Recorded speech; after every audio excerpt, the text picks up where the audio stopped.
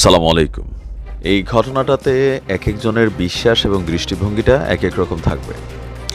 তবে ঘটনার মধ্যে কিছু জিনিস একটু অস্বাভাবিকও আছে, আবার কিছু জিনিস ছোটবেলা থেকে আমরা লোকমুখে যে গল্পগুলো শুনতাম বা কথাগুলো শুনতাম তার সাথে যথেষ্ট সাদৃশ্য আছে।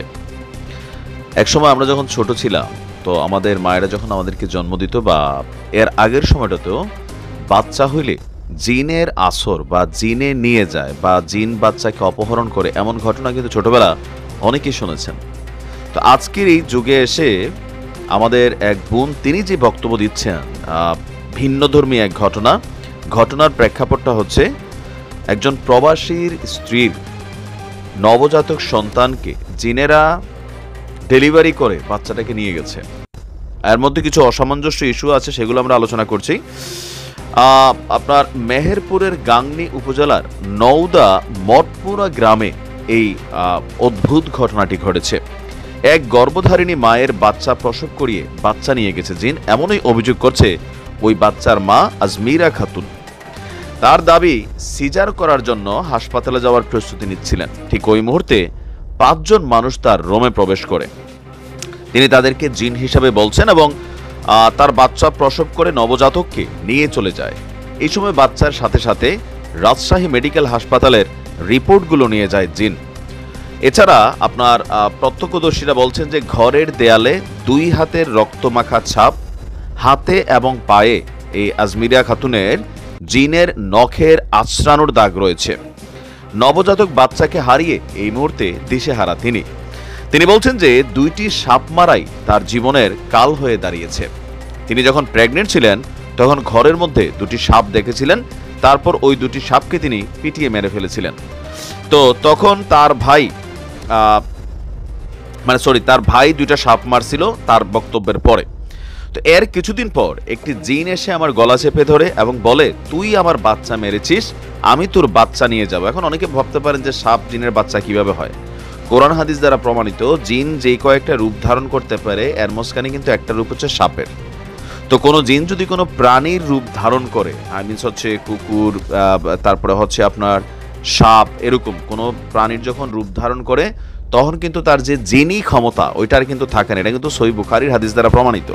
তো ওই মুহূর্তে আপনি চাইলে এটার সাথে লড়াই করতে পারবেন, একজন সাধারণ বাচ্চাও কিন্তু এটার বিরুদ্ধে লড়াই করতে পারবে। বাট জিন যখন তার অদৃশ্য রূপে চলে যায় তখন সে অনেক শক্তিশালী বা প্রকট হয়। স্থানীয়রা বলছেন যে আজমিরা খাতুন গাংনী উপজেলার মঠমুরা ইউনিয়নের নওদা মঠপুরা গ্রামের উত্তরপাড়ার জাহাঙ্গীর আলমের মেয়ে এবং উপজেলার তেঁতুলবাড়ি মোল্লাপাড়া গ্রামে সহির উদ্দিনের ছেলে সৌদি প্রবাসী মুকাদ্দেসের স্ত্রী। শুধু তারা সবাই বক্তব্য যে শুধু শুনেছি জিনেরা সন্তান এবং কাগজপত্র সব নিয়ে গেছে। আজমিরা খাতুনের বক্তব্য, আপনার রোববার সকাল 11টার দিকে হাসপাতালে যাওয়ার প্রস্তুতি নিচ্ছিলাম। এ সময় আমার রুমে জিনেরা প্রবেশ করে ঘরের দরজা জানালা বন্ধ করে দিয়ে বাচ্চা প্রসব করায় 5 জন। আমি তাদের সাথে জোর করতে গেলে তারা আমার উপরে শারীরিক নির্যাতন চালায়। আমি চিৎকার করলেও বাহির থেকে কেউ শুনতে পায় না। আমার শরীরের বিভিন্ন জায়গায় আঘাতের চিহ্ন রয়েছে। বাচ্চা প্রসব করানোর পর বাচ্চা এবং হাসপাতালের রিপোর্টগুলো নিয়ে গেছে।